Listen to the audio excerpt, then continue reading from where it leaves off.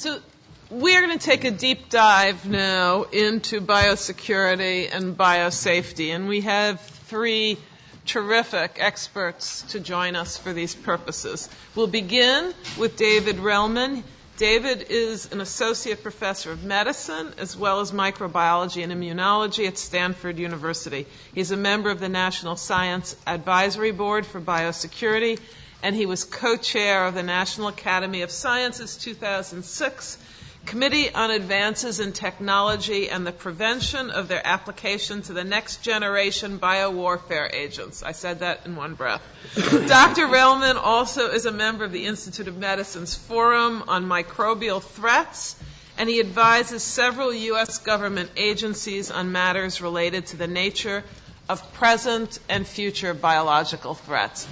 Welcome, Dr. Relman. Thank you. It's a pleasure and an honor to join you. I have to say that my high school biology days began here on the Penn campus, only blocks from here, when I did my senior biology research project. So it was hardly do-it-yourself, but similarly inspired. But it launched you. It launched me. That's great.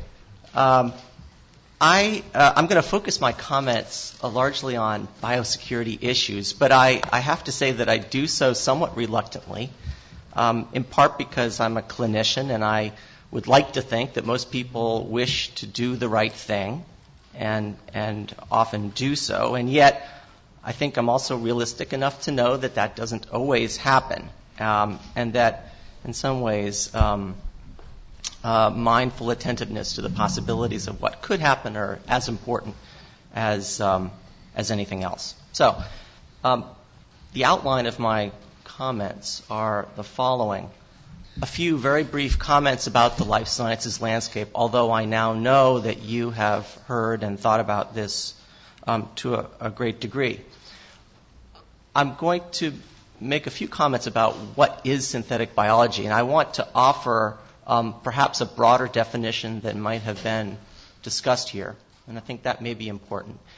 And then concentrate most of my comments on the basis of the experiences that I've had as a member of the NSABB, where, as you've mentioned, I chair the Synthetic Biology Working Group, and I'll review for you some of the efforts that we have made to date for addressing and minimizing risks.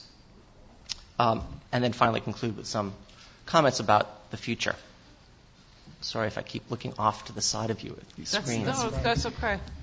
So the landscape, I think, is now somewhat apparent to all of you, and I just want to make a few simple observations about it. I think the only thing that we can be confident about today is that we should not be confident about what this landscape will look like in a year's time, or certainly 5 years' time. This is yet another example of how biology and the inspiration that comes from the life sciences permeates our society. Many of our high school and pre-high school students are thinking about processes and goals in the life sciences in a way that none of us did just maybe a few years ago in some cases, and more in other cases.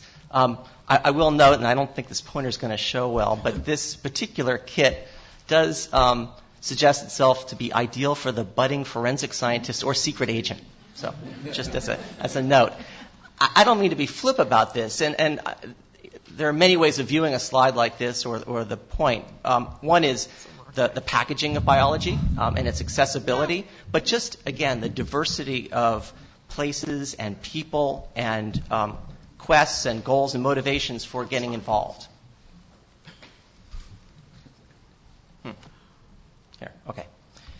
You also alluded to this study, and I just want to highlight a few of the findings. This is now 4 years ago, but I think these findings are appropriate today.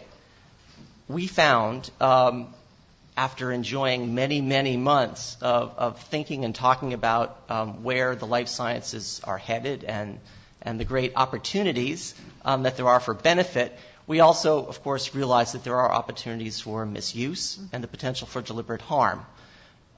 We recognize that the science and technology is widely dispersed. It's literally global. in many ways, although in different forms and shapes. And again, we can anticipate some of the developments, but not others.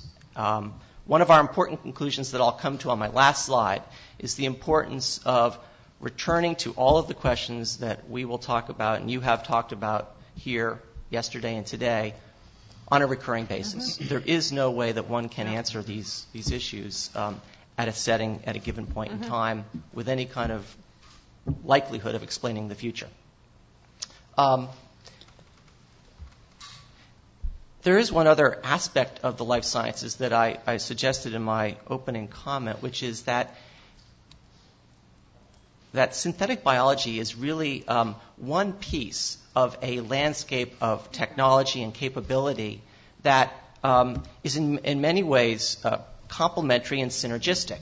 But one should not think that synthetic biology, as some might describe it, is the only story here or the only place in which one needs to think about where benefits and risks may lie.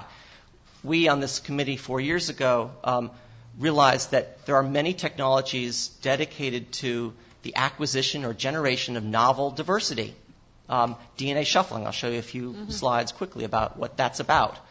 Directed design, of which synthetic biology may be one example, but only one. There are other ways of designing biologic systems. Third, efforts to understand biologic systems. Now, these may be in many ways very simple and rudimentary at the present time, but they too feed into and play off of each of these other efforts and technology areas. And then finally, production, packaging, and delivery. So when you begin to think about synthetic biology, we need to realize that there's a history into which it fits and a number of other kinds of science and technology that must be viewed as part of the same landscape. This is a paper from now 15 years ago illustrating what has now become a quite simple procedure for expressing live virus from DNA. In this case, it was not synthetic DNA, but you understand the connection. This is a little slow, or maybe even, okay. I mentioned DNA shuffling or directed molecular evolution. Again, this is one of these pieces of the landscape today that emerged maybe a decade or more ago. It's a way of generating an amazing amount of genetic diversity in the laboratory, starting from a family of somewhat related sequences. In many ways, this is also synergistic with efforts in synthetic biology. This was a paper from one of the originators of this technology, Pim Stemmer, who showed that one could evolve interleukin-12, an important human immune system regulatory factor, in a way that hadn't been previously even guessed. And it's perhaps an unfortunate term here, but he called his evolved IL-12 something that might have been a flag. Today, this technology moves on. Again, it's merged with other kinds of genetic engineering techniques. From this campus and others, one sees viruses with new tropism, viruses with new features that have many important beneficial properties associated with them. But you begin to understand that we're now tinkering in many different kinds of ways with life systems that could potentially yield some problems and potential threats. So Gregory Benford has called this the biological century: unimaginable capabilities, untold benefits, unforeseen issues, and unavoidable risks. And so the rest of my comments will be dedicated to a few of these strategies for mitigating the risks, in particular raising awareness, education, norms, guidelines. A few very brief words about synthetic biology, and this is now sort of based upon the comments that I've just made. Some, in practical terms, would refer to synthetic biology as the process of what is really resynthesizing a life form whose blueprint is known to us. And of course, this is relevant to the recent paper by Craig Venter. Some would include this genetic engineering feature that I've been alluding to in the last few slides. So plus or minus means for modifying a life form. Others, and this is in particular embraced by those that you heard earlier this morning, would take the more bottom-up approach in describing their science and talk about novel design based upon modules that are brought together from sort of first principles. All of these are relevant, and no one of these is the definition alone. So, where are the risks? Well, one would have to say it's a time-dependent question. Today, in my estimation, I think we would all probably agree that most of the risks from work in this broad area are from the resynthesis of known organisms with known properties, plus modification, which, again, we know how to do quite well, and which can lead to properties, phenotypes, that we have some means of predicting. Where might the risk be at a later point in time? That is where I think the novel design and the kind of science that you heard about this morning may begin to pose questions and potential risk. So, some words about the National Science Advisory Board for Biosecurity. Amy Patterson was here in July, or you were with her in July, and I know that she described this, so I'll just highlight a few features here on this one slide. The purpose of this board is to advise on strategies for mitigating the potential for misuse of dual-use biological research. It operates on the basis of an understanding with what are now, I think, about 15 U.S. government departments and agencies that have a role, a vested interest in the life sciences. I think you know something about the structure of this board, so I'll leave it at that. I'm happy to discuss it more. We early on grappled with the challenge of trying to describe what it is we're concerned about, because, of course, one could argue that almost everything in the life sciences is of dual use. So we came up with this definition, and it's somewhat convoluted and hard to say in one breath. It took us about a year to arrive at this, I'll have to say. And I'll just point out a couple words. In that middle line there, we talk about research that can be directly misapplied by others. We realize that to think about what might pose a risk a year from now or 5 years from now is so difficult. Or what might pose a risk when misused by someone who then has spoken to the first person to have contact with the work. In other words, an indirect misapplication. Those are scenarios that are almost impossible to think about in real terms. And so we had attempted to refine and confine what it is we would talk about and be concerned about with words like those. But we realized that it's in some ways arbitrary and vague, and maybe missing the boat on other aspects of this problem. We have formed multiple working groups. The one that I'll tell you about is the Synthetic Genomics or Synthetic Biology Working Group. We have gone by both of those two names, so pardon me if I use them both.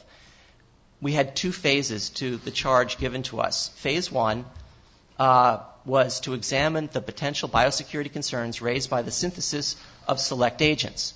This was meant to be a very concrete, specific charge to address what was viewed as a possible problem with the adequacy of a current regulatory scheme, the select agent regulations. This was our first phase of work. It concluded with a report that was released in December 2006. I think you have it or certainly have access to it. And I'll take you through the recommendations from that. Phase two concluded just earlier this year, this last fall really, and that was a broader charge, which was to look at the potential dual-use concerns that may arise from work in the much larger field of synthetic biology. And we had a number of workshops for each of these phases of our effort. In the case of phase two, workshops that were dedicated to exploring the definitions of what this science might be, the viewpoints of those who practice various aspects of this science, and then an exploration of how well one can really predict the kinds of outcomes from work in this area. And I'll return to those points. Here are the working group members. I won't dwell on this. We have a Penn faculty member here, Harvey Rubin. This is the first report, December 2006. Recommendation one, very simple. We thought we would start with the easiest kind of suggestion. And that would be to essentially harmonize the guidance that we saw in the extant regulatory world as of 2006, which at that time had some very discrepant and almost contradictory kinds of terms and suggestive language. So this was the first recommendation. It was embraced by the two major governmental entities that orchestrate the Select Agent Program, CDC, and APHIS, or HHS, and USDA. And I think it's fair to say that these have been addressed in a very productive manner. Recommendation 2 was a standards and practices oriented recommendation, but it focused on the importance of trying to understand what are the sequences that are being made by our major providers, realizing that we can't hope to address all of the local, more highly distributed efforts in synthetic oligo production. So, for the sake of trying to address the problem of the select agents, we simply said, basically, providers should be aware if they are synthesizing a large portion, certainly the entirety, of what is a select agent, especially if that nucleic acid is easily expressed as the live agent. It only makes sense that they should at least know that. The providers should be aware of what they're asking for, if they're not already, and everyone should have some sense and awareness of this kind of activity. This was the recommendation that led to the federal guidance proposal that you've read in the Federal Register.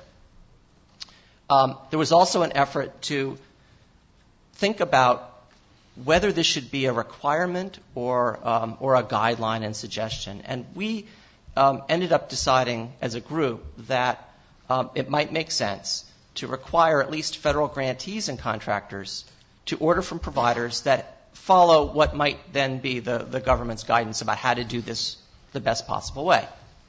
There are other takes on this, of course. We also recognize that this industry is a global enterprise, as you know, and it would only make sense to do this in an international dialogue kind of setting.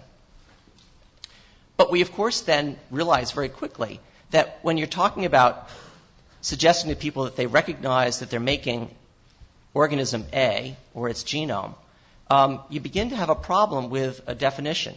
What is it we mean when we speak about variovirus, smallpox virus, or any of the other select agents? Traditionally, we have relied upon a taxonomy, a name, a nomenclature, but in fact, the whole idea behind synthesis and engineering is to explore diversity. Diversity to a degree that may now stray beyond what you might think to be the bounds of defining something as A. And we realize, of course, there's a big challenge here. We don't yet know exactly how a specific sequence can be translated into an organism of known property. So we suggested that this might be an area that is in need of further explanation and study, and you'll hear in a moment about that. There's already a problem, though, with trying to use a poorly thought out definition of an organism. This is existing U.S. code, which has a definition for the smallpox virus that includes any virus with more than 85% sequence similarity to smallpox. Turns out there are a lot of much more benign pox viruses out there that would fit this definition. So we have a little recommendation about this as well. But this is just an example. You've seen this register item. I'll just offer a few observations about it. I think we, and I in particular, view this as a useful starting point, but it is certainly not the last word, as you know. There are a number of technical issues with the particular terms and definitions that have been used. 200 base pairs is in some ways very arbitrary and almost subsumed by where technology is today for assembling smaller pieces in one's own laboratory. And if not today, then sometime soon. How one defines what is a match is, again, a very important issue. Some view it as a minor detail, and it was in some ways sort of swept to the side and will be figured out later mode. But it's exceedingly important because of the potential harm that one can do to the beneficial scientific enterprise if one starts to have a lot of false positive hits. There's also, I think, an unwarranted sense that we understand what are pathogenic sequences. We don't really. There are some, of course, that encode toxins which are sufficient on their own to cause disease, but they are quite rare. Most sequences can't be easily defined, and it's really the context in which they're expressed that's the important point. I won't take you through this except to simply suggest that there are a number of papers now in the literature where a scientist thought they knew what they were going to get when they put a gene into a new context. This is a fungal toxin gene into a benign fungus. They thought they knew what the result would be. The result was a fungus that was lethal for tomato and tobacco, and that was not the stated purpose of the project. Again, a knockout experiment in Mycobacterium tuberculosis. They expected that it would be an attenuated strain. Instead, even based on the best available science, it turned out unexpectedly that the resulting mutants were hypervirulent. That's because the gene sequences turn out to be attenuating sequences in Mycobacterium tuberculosis. Okay, last few recommendations, and I'll end. 3 was to essentially deal with some extant law and regulation, and these have been addressed, although I have to say, number 1 received partial attention and is now the subject of sort of revision, or at least better instruction. Biosafety has been addressed by the NIH now through the RAC, and I think Amy Patterson told you about those efforts. I don't want to spend time on that.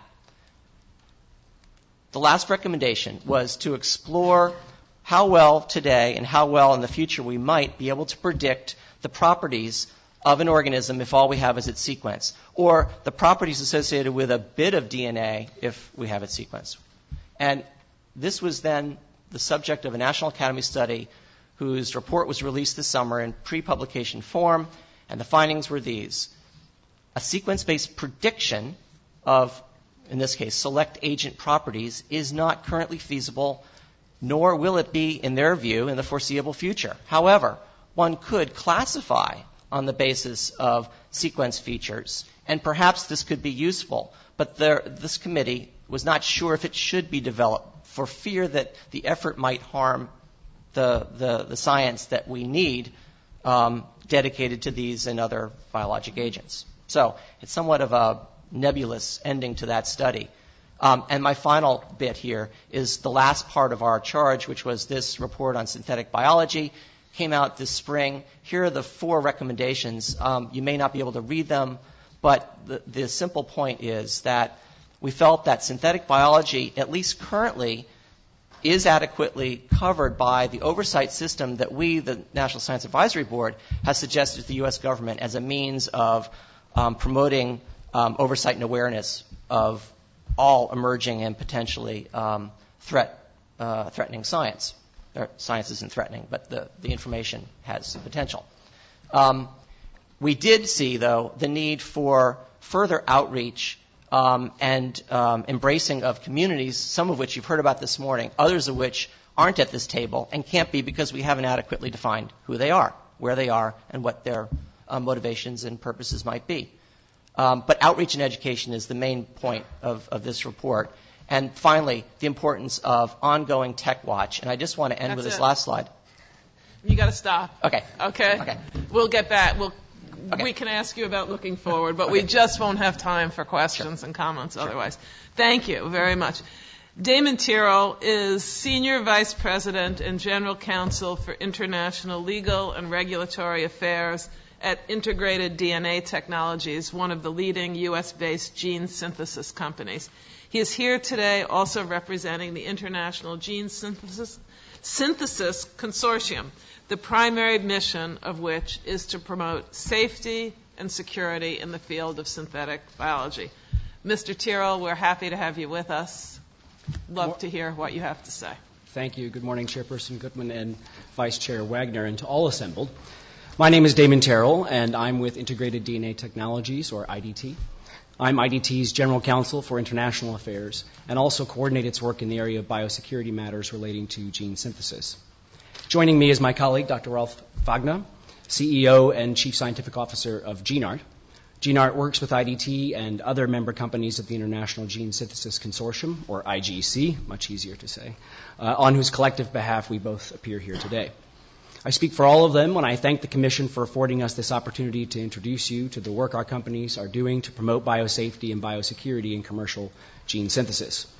I'll begin with what I hope will be a useful summary of how and why our companies, competitors when in pursuit of our commercial missions, came to cooperate and then collaborate in pursuit of a common public interest, namely protecting public safety and national security while promoting the beneficial application of gene synthesis, a technology fundamental to synthetic biology.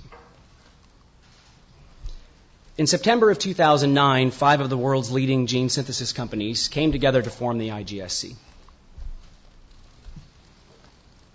I'm missing a slide, but that's okay. As the use of synthetic genes in vital research grew dramatically in the first decade of the new century, Blue Heron Biotechnology, DNA 2.0, GeneArt, GenScript, and Integrated DNA Technologies had each developed our own systems to prevent the potential misuse of genes, and we each had contributed actively to the public discussion of how best to promote biosecurity. The IGSC member companies had then and share now 2 primary goals. First, we knew that a common protocol to screen both the sequences of synthetic gene orders and the customers who place them would help us all to ensure that people who obtain genes from us with sequences related to potentially dangerous organisms are both engaged in beneficial research and have a legitimate need to use them. Our commitment has been to establish and put in place that protocol and over time to improve it as the technology evolves. Second, the IGSC member companies committed to devote their common resources to working with governments and others concerned to promote the beneficial application of gene synthesis technology and to safeguard biosecurity. We shared the belief that the broadest possible understanding and adoption of biosecurity practices among synthetic gene providers would most directly advance those objectives. And it's the second charge that brings us here today. Some additional background will help the Commission to understand how exactly we have acted to advance the biosecurity agenda in the past and what the IGSC member companies are doing now to ensure the safe exploration of all that synthetic biology has to offer. There's the slide we were missing. Those are the 5 companies involved. Even before the 2006 publication by the NSABB of its report addressing biosecurity concerns related to synthesis of select agents, the IGSC member companies, then engaged in gene synthesis, were using sequence and customer screening methods to identify potentially hazardous genes and to limit their sales to customers able to work with them safely and legitimately. As the NSABB report suggested, however, and as the use of synthetic genes in biomedical and other research expanded, it had by then become clear to the academic, regulatory, law enforcement, and gene synthesis communities that the risks associated with the potential misuse of synthetic genes, however latent or theoretical, required systematic evaluation and eventually a framework for practices by both producers and users of synthetic genes that would limit those risks. From then to the present day, the IGSC member companies have played a leading role in that evaluative process, working closely with our colleagues in government, private industry, and academia. In general terms, the IGSC member companies' contributions took 3 concrete forms. First, our members participated actively in the discussion of the available policy changes, most likely to achieve real gains in biosecurity. That policy discussion took place over more than 4 years and in a variety of fora, including, for example, in panel meetings hosted by AAAS, by the U.S. federal government, and perhaps most notably by the group that produced the Options for Governance report, including MIT, CSIS, and the Venture Institute. That policy conversation involved the broadest possible collection of stakeholders, of whom commercial gene providers were only one, producing a rich literature on which lawmakers and regulators have been and will be able to draw as they consider the most promising policy choices. We've been pleased to contribute to that body of knowledge as we could, and we'll look forward to helping it keep up with changes to the industry and in technology over time. Second, the IGSC member companies have collaborated to engage together with the U.S. government agencies, in particular the Department of Health and Human Services, responsible for drafting the screening framework guidance for synthetic double-stranded DNA providers. As it happened, our collective engagement in that process contributed significantly to bringing the member companies together within the IGSC. We welcome the publication of the draft guidance and continue to support its final adoption. Each of us has committed to incorporating that final guidance fully into our sequence and screening practices, including insofar as it may suggest changes or improvements to our current practices as they are reflected in the IGSC's harmonized protocol, which I'll describe in a moment. Finally, the IGSC member companies have worked closely with federal law enforcement, most especially with the Federal Bureau of Investigation, as it developed its pilot program for reporting by gene synthesis companies of problematic orders. Two of our companies, Blue Heron and my own IDT, hosted agents from the FBI for visits to our facilities and meetings with our managerial and scientific staff. Those visits were extraordinarily useful to us as we learned how law enforcement approached the subject. We've been told they also help the FBI better to understand the technology and reality of how synthetic genes are ordered, produced, and distributed around the country and throughout the world. Their concrete result is that each of us knows exactly whom to contact and how within the FBI, should our customer and sequence screening ever produce significant concern about a particular order or a prospective customer. We have confidence, too, that the agents with whom we'd speak in that event are well informed of the issues surrounding biosecurity and synthetic genes and could respond appropriately. I'm pleased to report that, so far, our companies have had occasion to take advantage of the FBI's readiness in that regard in only a very few instances. And Dr. Wagner may describe similar notification procedures in place in Europe. The FBI deserves credit in another respect. While Blue Heron, DNA 2.0, and GeneArt, GenScript, and IDT were all participating in the FBI's conference in San Francisco in the fall of 2009, it became clear that we should combine our theretofore individual efforts at effective sequence and customer screening. We agreed then, what seems almost obvious in retrospect, that by taking advantage of the IT resources we each deploy, by sharing our experience with customer screening, and by collaborating to refine how we identify potential matches of ordered gene sequences against the various databases of pathogen sequences, we could simultaneously benefit from the economies of shared work while improving the end result for safety and security in the industry. Together, the 5 IGSC member companies account for roughly 80% of the commercial gene synthesis capacity globally. We compete vigorously against one another and the rest of the industry for the opportunity to provide those genes to the scientists who need them. We absolutely do not compete for the business of customers who would misuse synthetic genes. And we all have an especially acute interest, in common with law enforcement, our governments, and with the public at large, to do all we can to prevent the misuse of this vitally important technology. The first result of that shared interest, and of the work among us that's followed, is the harmonized screening protocol. Or more precisely, the harmonized sequence and customer screening practices that the protocol describes. The IGSC announced that the member companies had adopted and were applying the protocol almost exactly a year ago on November 19th, 2009. In it, the IGSC member companies describe for all to see how we each apply the protocol's 5 core components to promote the safe synthesis and sale of synthetic genes. First, the screening of the complete DNA sequence of every synthetic gene order against a regulated pathogen database developed by the IGSC and one or more of the internationally coordinated sequence reference databanks, and for orders originating in the United States against the U.S. Select Agents List. Second, the screening of each potential gene synthesis customer to establish identity and clearance for delivery of genes in accordance with national guidelines. Third, all of the IGSC member companies keep all screening, customer, and order records for at least 8 years. Fourth, the IGSC member companies reserve the right to refuse to fill any order and to notify authorities, most notably in the U.S., the FBI, upon identifying potentially problematic orders.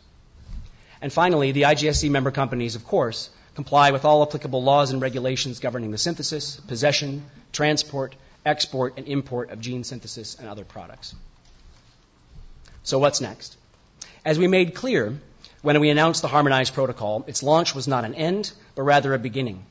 It marked the first step of a process of collaboration amongst our member companies that will continue with others in the industry, with our customers in the academic, government, and private sectors, and with the regulatory and law enforcement communities whose job it is to ensure the safety and security of the public. For ourselves, we are at work now to improve our own sequence screening methods and to adapt them to growing order volumes and increasing complexity. In particular, we face the challenge of developing, we hope with the support of others within and outside government, sequence databases designed specifically for sequence screening, and the software needed to perform that screening more effectively. In addition to whatever recommendations the Commission may make, our first opportunity to engage with the regulatory community with an eye to the future will likely come as we implement the U.S. government's final screening guidance and to incorporate its detail into our own harmonized screening protocol.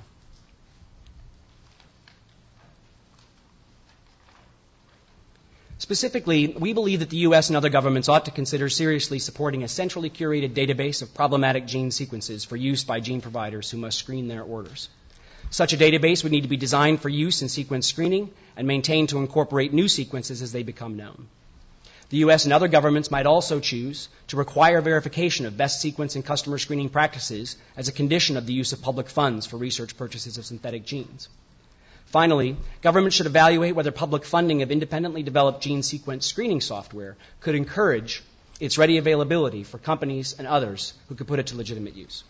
For more discussion of those issues in an international context, and to describe in some greater detail the vitally important uses and applications of synthetic genes, I give the floor to my colleague, Dr. Ralf Wagner of GeneArt. Thank you very much. Damon, you've done your job and my job at the same time. Ralf Wagner, welcome. You've been introduced. Okay. So how does that work? Just push this button. This one?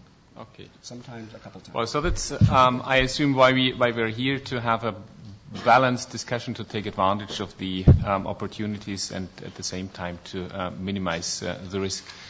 The gene synthesis industry, as we've heard, is just a sub-fraction of the synbio industry. Nevertheless, is the part of the synbio industry where we really have solid numbers, where we can measure developments based on figures, and I would like start and give you a few of those figures.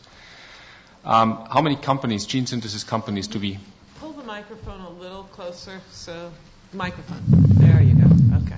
Okay. Excellent. Yeah. Better so? Yeah. Okay. Can you help me with this? Yeah. Yeah. Okay. Numbers. How many gene synthesis companies do we have worldwide? I think the 5 biggest gene synthesis companies worldwide are organized in the International Gene Synthesis Consortium, but there is a few, maybe 2 handful, maybe more smaller companies worldwide. Most of these companies have been funded during the last 10 years. Our estimate, IGC estimate, is that around about 700, 800 colleagues are working in the gene synthesis industry, which is a highly interdisciplinary exercise if you do that on large scale. Large scale means synthesizing several hundreds, thousands of genes per month. These companies are located primarily, the big 5 at least, in the United States, in the European Union, but there is other companies in China, in Australia, and it is obviously an international business. The gene synthesis companies taken together today have a capacity to synthesize about 7, 8, up to 10 million base pairs per month.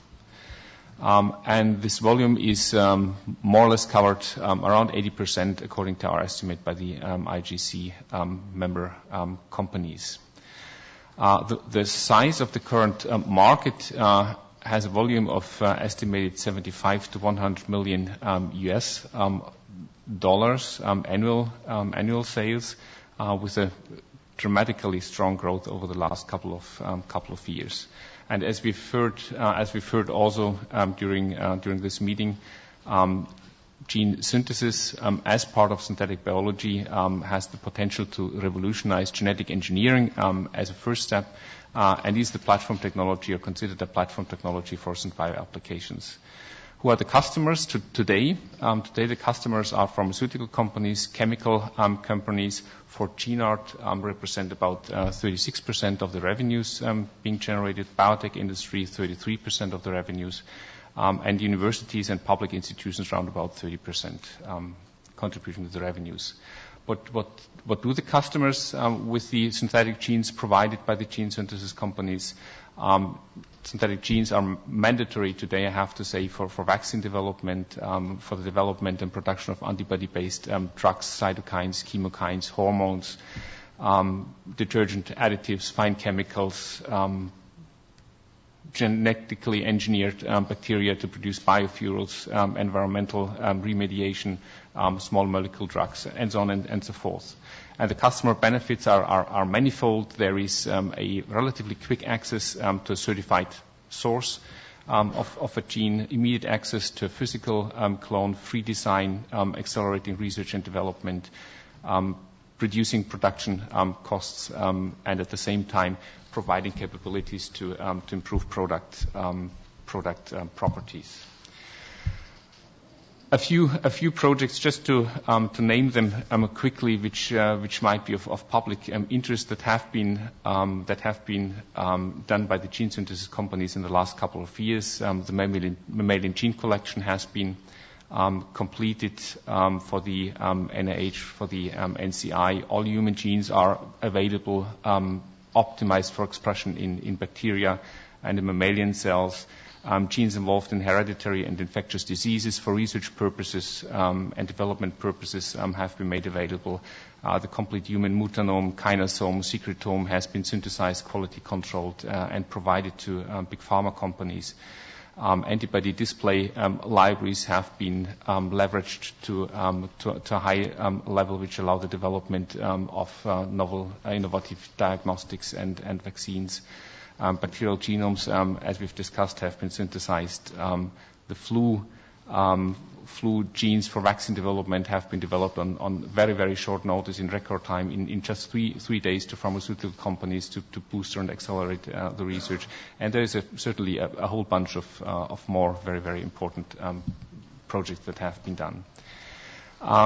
So this is speaking for the potential of the gene synthesis industry. Of course, there are risks, and it's our key interest to minimize the risk and to be cooperative here as good as we can. We have established several layers of screening. First of all, distinguish biosafety and biosecurity as two different topics. Regarding biosecurity, customers are being checked. There is a country check, and we do a sequence check, and we do that on several thousand genes that are being synthesized per month. This requires certainly a degree of automation. Nevertheless, there is in our company, for example, 9 PhDs working on the screening process and on the development of appropriate software tools. We have in Europe and also in the United States, there's customs regulation, there's export control. We have to document whatever we do. And I can tell from Germany, we have surprise visits where officers without prior announcement knock the door, require an office, require a computer, and they stay in the company for as long as 3 weeks and check every email if necessary. So that in reality, I can tell happens. Next slide shows in more detail, and I don't want to guide you through the scheme. Just I want to show that there is highly sophisticated software tools already available amongst the gene synthesis companies, where sequences on a protein level, on a sequence level, are very, very carefully screened. We receive hits. The hits are compared to blacklist to whitelists, and it's not just an expert software. It also has already a user-friendly interface surface with very clear-cut results, so that we are pretty sure that based on the standards that we have set, that we are able to appropriately judge the sequences that we get. Nevertheless, I feel also we as a gene synthesis companies, we have a couple of questions, and we would like to have some guidance, and we would very much like to share the expertise also that we have. Advice from SynBio experts, we definitely need a uniform screening practice and uniform screening agenda. We do not love to work in any gray zone, so we would like to have very, very clear-cut criteria for screening. The Australian group list, for example, names only organisms and not sequences. The definition, as we just discussed in the prior talk, the definition of genes associated with pathogenicity leaves, in many cases, room for interpretation. And the definition of match is central, of course, to the sequence evaluation.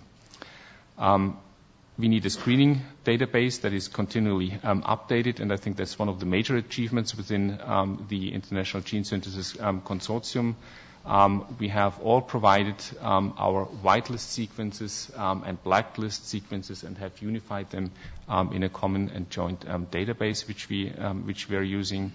Ideally, this database is maintained by the US government, by European institutions jointly, and of course the database should be complete, should be updated, and should be classified on a regular basis. And last but not least, and that's to us and to me a very important point, international harmonized list of suspicious persons and organizations is mandatory. And I think this is a topic that needs maybe more deeper discussion. A few things that show clearly that there is a need for regulation is, for example, within the European Union, we can deliver a botulinus toxin gene without any problem to customers, but we are not able to send a dengue envelope gene to Novartis, to Switzerland, or to my friend Gary Nabel at the NIH. So that's not possible, not on short notice, and even not in an emergency case. What's the consequence of a hit for a shipment within Europe? So there is a hit. What should I do with it? How can export limitations to institutions such as delivering genes to the European Union or NIH be overcome? For example, in the case of an epidemic. And again, this brings us back to the central role of customers and the customer screen. The last slide, this is not my most important one, but nevertheless I would like to mention there is several ways to bypass US or European Union-based gene synthesis companies if synthetic genes are needed.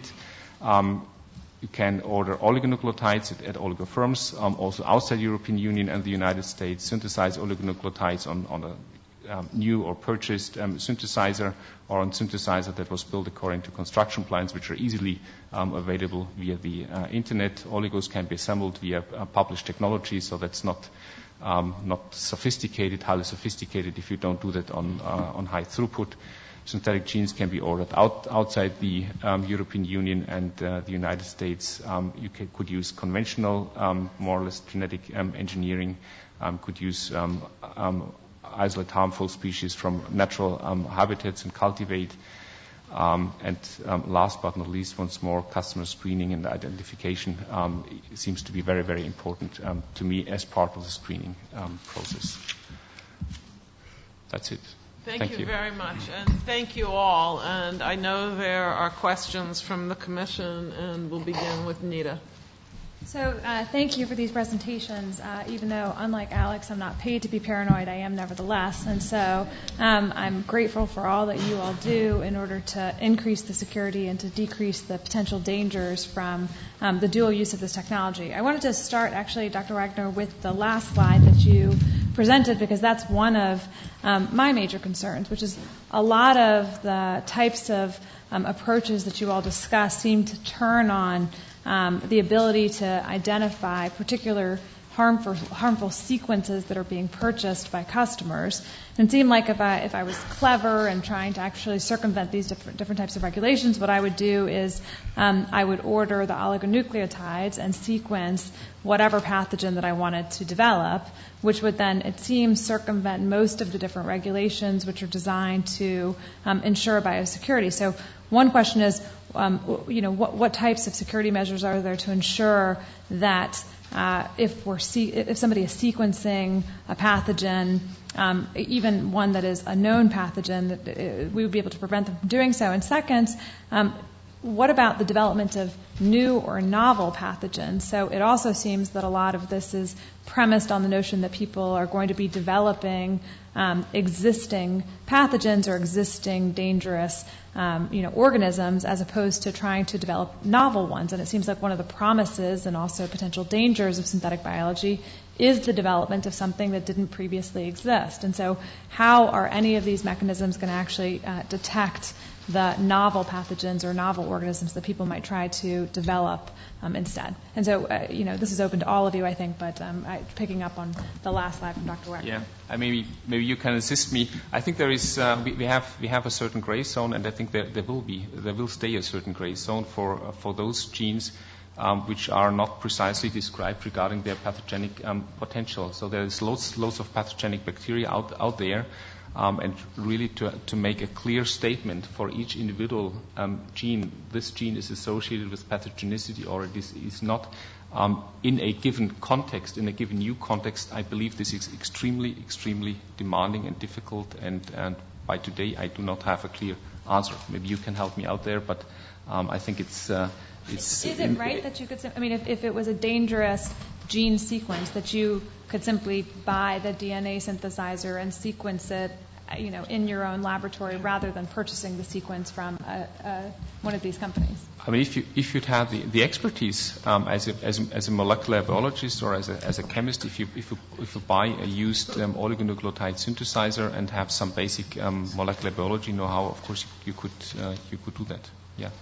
If I may briefly, I'll respond to the first part of the question, perhaps by calling attention to the fact that synthesizing one's own genes from oligonucleotides would be a much more complicated exercise, much more burdensome, much more expensive exercise than simply choosing to buy the gene from one of the 20% that is not harmonized. It's some customer and sequence screening protocol, and that may or may not follow the U.S. guidelines or applicable analogous guidelines in whatever jurisdiction they happen to be operating. That would be the much more direct way of going about it. And I think that calls attention to the need to which we referred, and I know the NSABB is very aware of, to internationalize the scope of this sort of guidance. Whether other countries adopt word for word whatever final guidance emerges out of that process or not, the basic components of effective customer screening and sequence screening, with all of the questions that are left open within each of those two activities, nonetheless will go a long way to eliminating or at least reducing the possibility that someone with nefarious intent would simply purchase the gene from a non-compliant, if I can use that phrase, provider. So that's just one part. I think your concern is well-founded. I think there are a number of reasons for worrying that a sequence-based screening approach can only be, at best, a very small piece of the mitigation strategy. As I tried to suggest, first of all, we have a hard time recognizing a sequence that in the right context might prove harmful.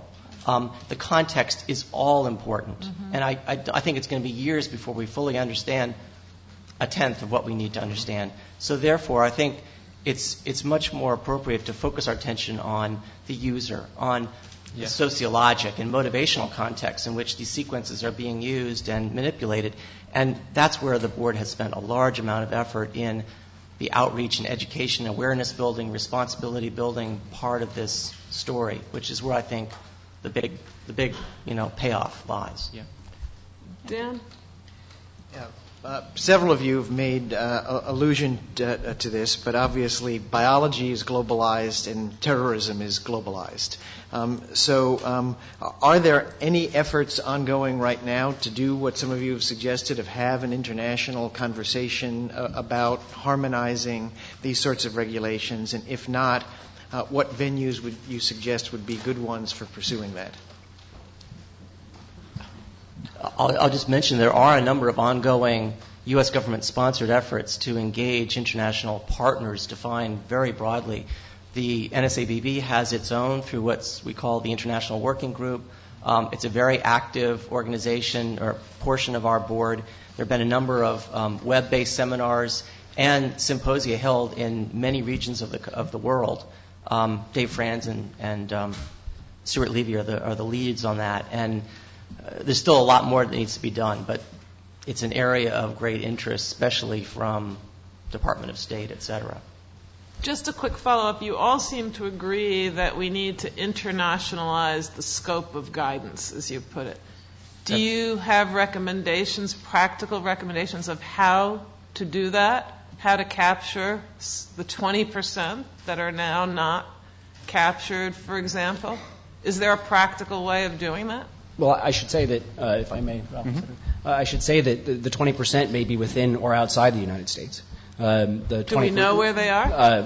We have a sense, but just to be clear, that's not knowing. We believe that the members of our consortium represent about 80% of the synthesis capacity. Yeah, you said that. Now I'm asking you the that question. Capacity could be in other places, including in the U.S.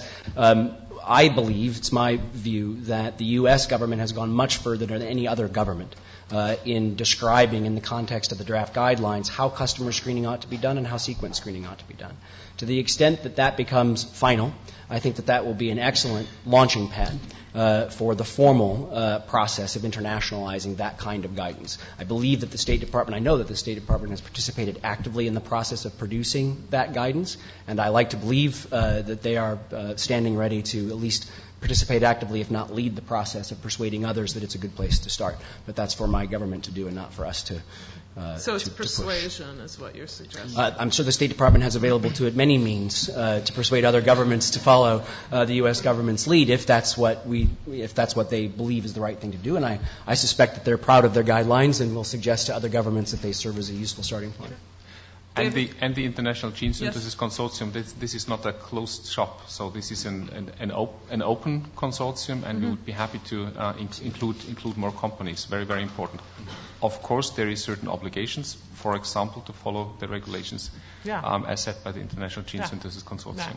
But this is an open platform, and we would be happy to have more members to shrink the 20% remaining fraction. The true percentage of what we really care about, which are those that are not parts of these discussions, haven't begun thinking about these issues, is, I think, truly unknown.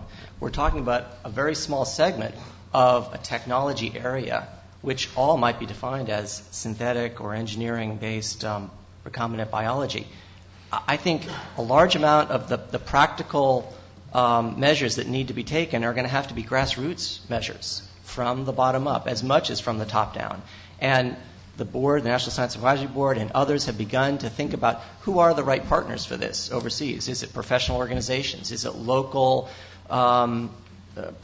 scientific or non-scientific agencies that capture the respect and following of those that we really care about out there? So just so I understand what you all who have studied this longer than we have, we've gotten an intense, and now we all feel like we know an awful lot, but it's all secondhand.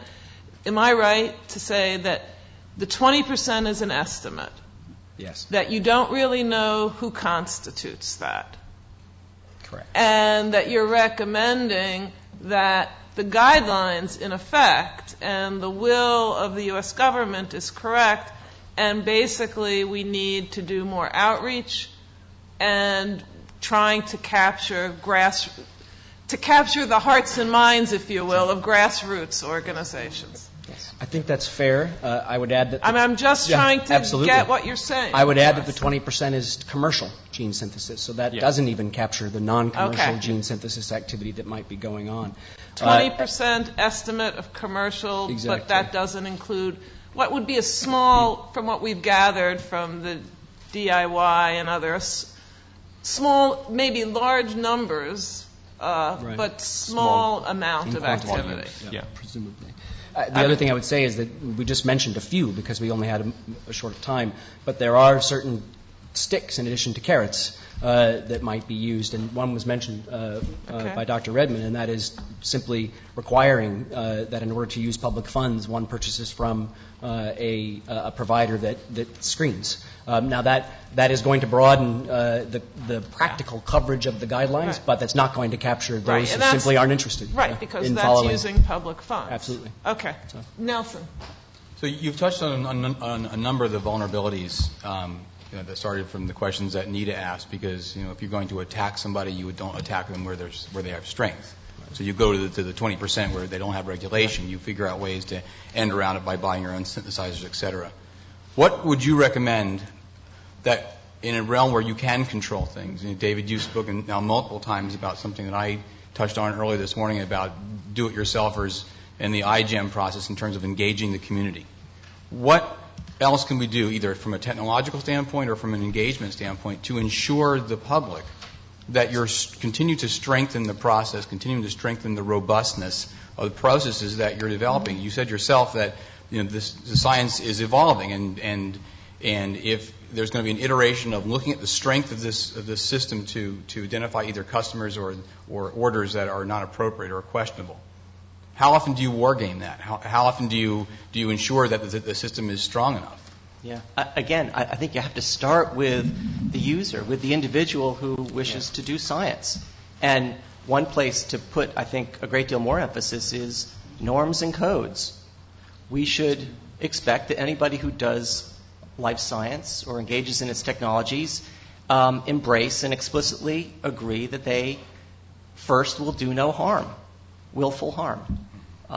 We don't ask that of our graduate students or technicians or any of those who are out there operating in the space. And I think that's a place we have to begin. And it would show an awareness and a sensitivity to the rest of the stakeholders, the public, the policymakers, that we, the broad community, understand that there's an issue here and we have some awareness. That's a start.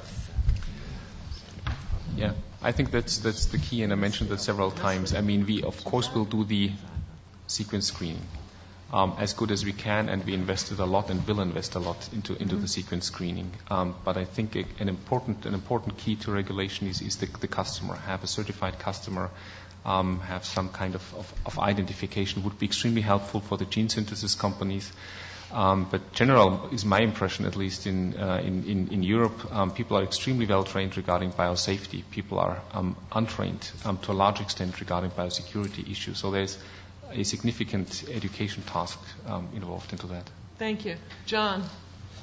As an educator, I'm the last person to question the efficacy or the importance of education. I'm sort of worried about that nub of bad actors out there. So we start with the 20%, then we engage in grassroots education. We got all those good citizens in waiting out there, waiting to be converted to the side of the angels through public outreach and so on. But of course, the people that we're really worried about aren't the people who are suddenly going to have their head turned by public outreach and community building. They're the people who want to tear down various communities. So I'm not even sure how to formulate this as a question, okay? But what about that residue of bad actors who are not going to be, who are within that 20%, who are not going to be turned by healthy, salutary outreach measures? What is left? And do we have any clue, how many, how big a threat that really is? I would say it's a very important issue that wakes a number of people up on a regular basis. There should be people paid to do that waking up. Yeah. In the middle of the night, too. Yeah, right there. Right there. And others. And it's not just the professionals who are paid to worry about it, as you and others have suggested. First of all, there probably, at the end of the day, is no way of ensuring that there can't and won't be a bio-Unabomber operating in a distant city that's not on our list by him or herself, or maybe with one other person, that decides to do something harmful and execute something. I just don't think that's going to be possible.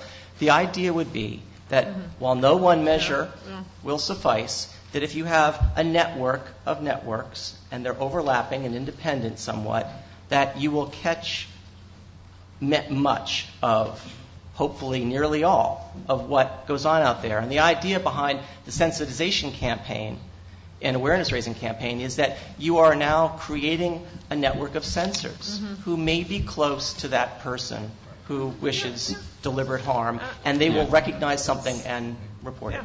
That's the idea.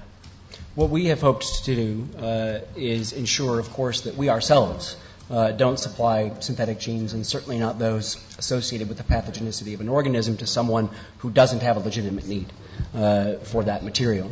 And what we'd like to do is broaden the number of commercial providers that similarly act to prevent that misuse. Perhaps by doing so, we can play a significant role in identifying the remainder that really remains and will forever remain the focus of law enforcement and intelligence that is not our business. But we've tried to begin the process of isolating that probably very small group of people that nonetheless could do very significant harm through our work. Just a factual follow-up. How many people, how many bad actors have your screening mechanisms turned up so far? Actually, we have occasionally journalists asking for blacklisted sequences, and we found them all so far. So they have either a private address or they make some mistake during the order process. So usually you identify them. Yeah. I can answer the question this way. None of the IGSC member companies yet, since we've implemented our harmonized protocol and since we've been doing our screening, I can confirm none of the IGSC member companies has ever in fact received an order for a bad gene from an in fact bad person. So the answer to your question is 0. Yes, and if there anybody else in the audience who has a question, please just stand up. Tim Travan, International Council for the Life Sciences. I'd like to address the international side a bit more as well. It was a little disappointing that neither of the IGSC members actually mentioned IASB, which does cover some of the remaining 20%. It has German companies and 2 Chinese companies signed up to their screening guidelines. And it worries me either that you don't know about them or that you're not cooperating with them. I think it is very important that the IGSC and the IASB actually do talk to each other and make sure that there is some ongoing dialogue to make sure their guidelines don't drift apart. Definitely, I would like to add Let here. me take that as a question, okay, to our panelists. I'd also just like to address the other issue of what is the 20%. Could we just let the panel, because you did make a claim, which I see that Ralph wants to answer, so let's let him answer it, and then you can go on to the second. No, absolutely. I'm grateful for this question. Use the microphone. This is a good comment. I can say that we are in a permanent dialogue with IASB. I can say that my company is part of the IASB, and in particular to network the 2 different organizations. And there are additional organizations out there. On the long run, it may become an issue whether or not it makes sense to have 2 or 3 parallel organizations, whether these are being harmonized or unified. So this is on our agenda, and there is neither a competition or a mutual exclusion. I can say for my company, we are members in both of these networks to bring those networks together. Okay, that's helpful. Yes. That's very good to hear. I think Bob Michalak at State Department in addressing this issue did do some research as to where the capabilities are in the world, and as best as they came up with it was Western Europe, Northern America, and China, with not really significant production capabilities elsewhere, although with significant clients elsewhere in the world. Mm-hmm. And just before I come to that last issue of the clients, I'd like to come to this issue of what is the significance of the 20% or the percentage of the 20% that doesn't come in. This isn't a new problem, particularly in relation to arms control treaties. It's a long-standing problem. And the basic premise is by having, as was indicated, these overlapping networks of obligations and notifications, that you both make it more difficult to cheat and you raise the costs and the profile of cheating so that you can never expect to get rid of all the risk, but at least you make it much easier to identify the bad players. Yeah. And I think that's the best we can do in an international context.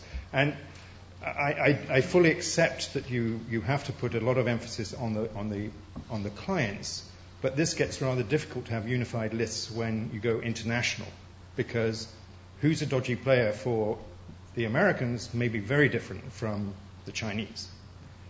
So agreeing who the bad players are is not a purely simple, non-trivial question. So my question comes to the clients. Are there any plans in the IGSC or IASB to go beyond the producers and to develop a relationship with the clients so that you have not just horizontal but also vertical approaches to this issue of screening? Thank you for that. Does anyone want to take that question up? Is there a movement internal to your organizations to take up the clients? I'll confess I'm not sure that I entirely understand the question, so I'll interpret it and answer the one that I interpret. Okay. there is a need in the context of an industry group like ours to be sensitive both to the perception and the reality that we focus our efforts on this collaboration and not share certain information that is of a commercial nature. So there is that limitation when it comes to sharing information about customers. On the other hand, if we were to receive, we've discussed this primarily in theory so far, but if we were to receive an order from a customer who we identified, not by virtue of that customer's membership on a U.S. government-administered list, right, of persons who should not purchase anything, much less a synthetic gene from a U.S. company subject to an export ban, for example, but rather was identified by our own investigation as having been suspect in some way. Just we weren't sure about them. We would inform each other of that to prevent that customer from simply moving over to GeneArt or to DNA 2.0 from IDT, for example, or the other way around. But that hasn't happened yet, except in the case of the journalists that Ralph mentioned, who were trying to see if they could fool us, and we red flagged one another. But I think that that's a good example of how that operates. In general, it's governments who decide who bad people are. And I think it is a worthwhile observation that China and the U.S. could have very different ideas about who they are. For the time being, however, we have not had any trouble administering an approach that treats, from the U.S. perspective, a bad person as being the same as a bad person that the Germans might identify or others might identify. But it's certainly a potential inconsistency. Would you please identify yourself? My name is Nilima Yavanapudi. I work for Griffin Scientific, and I have a question that goes towards the effectiveness of your screening processes. And so I'm not quite sure if this was answered exactly before, but I was curious as to how many, like what fraction of the orders that you've gotten have you rejected, and then have you also seen a decrease? You said that you've incorporated these screening practices for the past year. That's what I understood. I could be wrong about that. But have you seen a difference in your clients? Have they changed? Have they decreased? And the reason I ask that is there are plenty of legitimate clients who may have economic reasons for going through easier channels than going through the screening processes that you have. So I'm wondering, have there been a change in the people who are ordering from you? Go first. Yeah. The ratio of orders that we do not take remains the same. So there is no dynamics in a sense that there is more and more orders that we are not able to fulfill. There's embargo countries where we do not accept any order, of course, by legal requirements.